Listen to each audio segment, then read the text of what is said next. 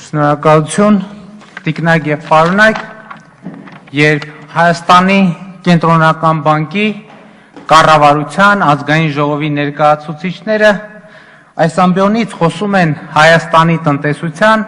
տնտեսական զարգացման, դրամավարկային քաղաքականության մասին, առաջին հարցը, որ ուզում եմ տալ, հետևյալն է. Իրոք Հայաստանի Հանրապետությունում կա տնտեսություն, տնտեսական զարգացում, դրամավարկային քաղաքականություն։ 2014 թվականին օրինակ բյուջեի ներքին աղբյուրների վրա հիմնված եկամտային մասը կազմել է մոտավորապես 2.7 միլիարդ դոլար։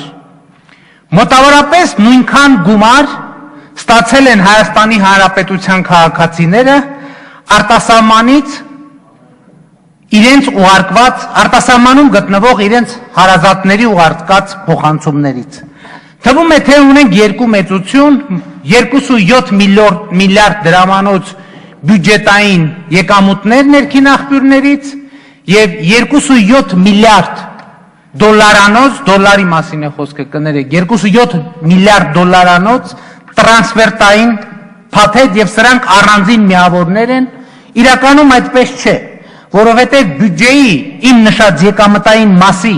առյուծի բաժինը ձևավորում է բացառապես տրանսֆերտային միջոցների շրջանառության հաշվին, ինչպես օրինակ Հայաստանի քաղաքացի Վարդանը մեկնում է Ռուսաստան արտագնա աշխատանքի եւ ամեն ամիս գումար է ուղարկում իր կնոջը։ Վարդանի կինը գնում է խանութից այդ գումարով ձեթ ու շաքար է գնում եւ գործարքի պահին, երբ խանութը պետք է ՀԴՄ կտրոն տրամադրի, հարկ է առաջանում։ Խանութը այդ հարկը վճարում է պետությանը, այսինքն բյուջեին։ Ուսուցիչը այդ բյուջեից գումար է ստանում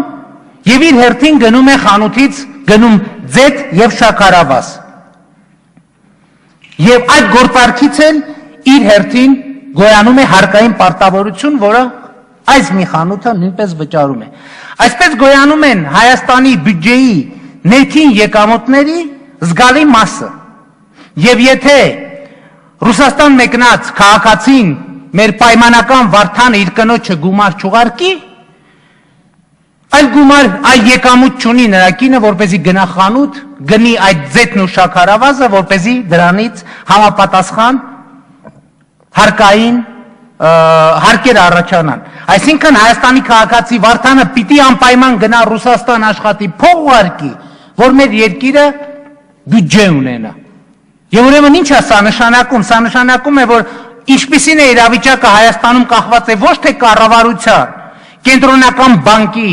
կամ որևէ այլ գերատեսչության որոշումից, կախված է նրանից, թե Վարդանը Ռուսաստանից կամ Եվրոպայից կամ Ամերիկայից ինչքան փող կուղարկի Հայաստան։ Էս է մեր ամբողջ տնտեսություն կոչվող համակարգի պատմությունը։ Ու այս ֆոնին հիմա կան, որ ասում են մարդիկ տենց ձեզ հայտնի նախադասություն են դնում շրջանառության մեջ, ասում են, Սերժե գիտեք Քոչարյանի, Ռոբերտ Քոչարյանի ժամանակ ասում են մարդիկ լավ էին ապրում, երկնիշ թվերով տնտեսական աճ կար։ Քոչարյանի ժամանակներում, եթե նույնիսկ այդ տնտեսական աճը երկնիշ էր,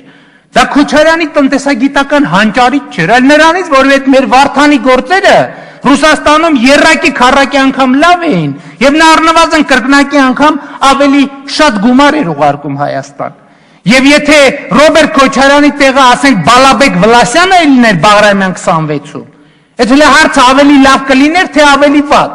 Դա կախված կլիներ, թե մեր Վլասյանը ինչ ախորժակ ունի, օրինակ երջանկահիշատակ Աստված հոգին լուսավորի Քրքոյանի փողերը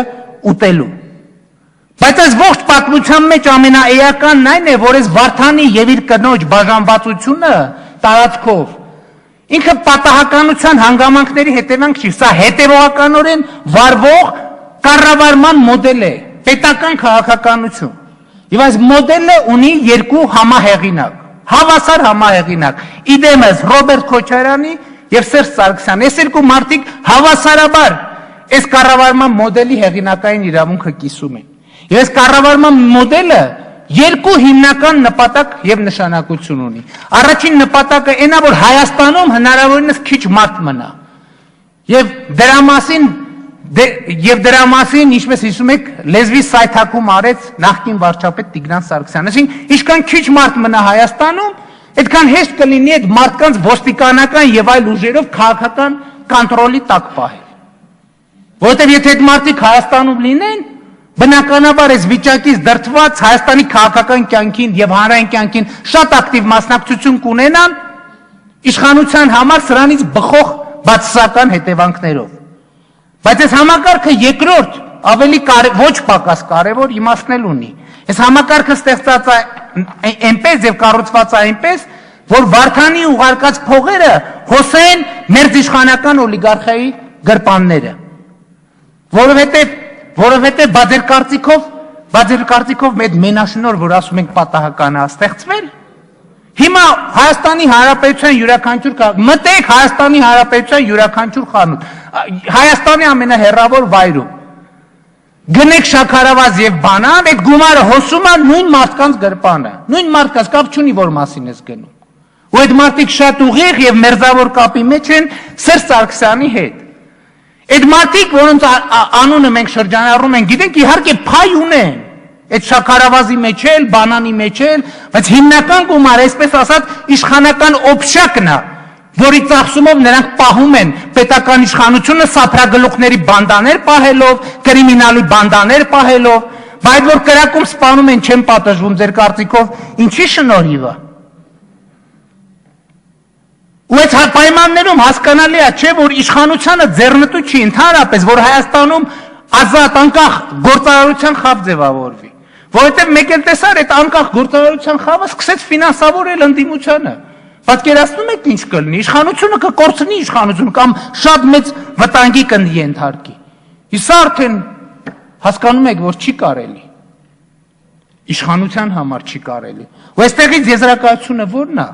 որ քանի դեռ Հայաստանում չի ձևավորվել իշխանություն, որի համար կյանքի ու մահու խնդիր չէ ընտրություններում պարտվելն ու իշխանությունից հեռանալը, Հայաստանում ոչ տնտեսություն կարա լինի, ոչ էլ դրամավարկային քաղաքականություն։ Չի կարա լինի։ Իսկ պետք է Հայաստանում իշխանություն լինի, որ աշխատի, որի համար խնդիր չունի։ Լավ ընտրություններում պարտվեցինք, կհեռանանք, հաջորդ ընտրություններում կամ մի ընտրություն երևի մի օր էլ էլի կհաղթենք, կվերադառնանք։ Բայց քանի դեռ իշխանության համար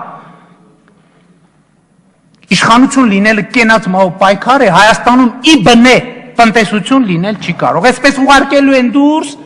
այդ խեղճ ու կրակ ժողովրդին, հետո կոպեկ փողերը տանեն։ Քանի դեռ Հայաստանում այսպիսի իշխանություն է, որի համար ամեն կոպեկի վրա կոնտրոլ ունենալը կարևոր է, այդ ազար գործարարությունը հայության, որ հիմա սփյուռքում է, երբեք Հայաստան չի գա եւ ներդրում չի անի։ Ճիշտ է նկատվում, որտե ներդրում անի։ Որովհետև այդ մարդիկ կնախընտրեն փողը ներդնել այնպիսի երկրներում, որտեղ օրինակ տնտեսական ռիսկերը եւ այլը հաշվարկվում են օրինակ Dow Jones-ի գործակիցով, հանրահայտ Dow Jones-ի գործակիցը կա, չէ՞։ Եվ ընդհակառակը այդ մարդիկ կխուսափեն ներդրումներ անել Հայաստանում, որի ամենահայտնի տնտեսական գործակիցը Սաշիկ Սարգսյանի գործակիցն է, սրանից բխող 50%-անոց հետևանքներով։ Շնորհակալություն ուշադրության համար։